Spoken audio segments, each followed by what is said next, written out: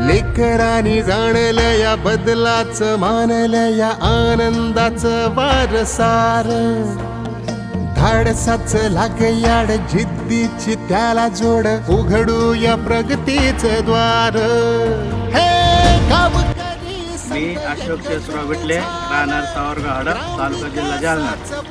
महाराष्ट्र शासनाने जी योजना दिलेली सोलरची, ती योजना इतकी चांगली लाभदायक आहे. कारण की शेतकऱ्याला रात्री बेरात्री शेतात द्यायचं काम नाही आहे. दिवसा इचो काट्याचं भेव नाही, काही नाही. दिवसा शेतीला पाणी देऊन माणूस मोकळं होतं. आणि चांगली एक योजना आहे. रात्रीचं भेवच नाही राहिलं, रात्री यायचं काम नाही, काही नाही. लक्ष्मी पाणी देते, कधी पोरं पाणी देते, कधी आपण देतो, काही अडचण नाही, काही नाही. एकदम चांगला निर्णय शासनाने घेतलेला आहे. सोलार प्रत्येक शेतकऱ्याला देण्याचा योग्य निर्णय.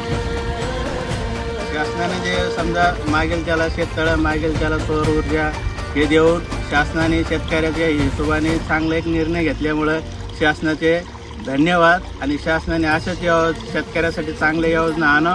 आणि भविष्याची वाटर थोडं थोडं साठवाया, बचतीचा गटर. स्वच्छतेने चेतवू आरोग्याची ज्योतर, गाव तुझ्या हाती आता तूच देव दूतर.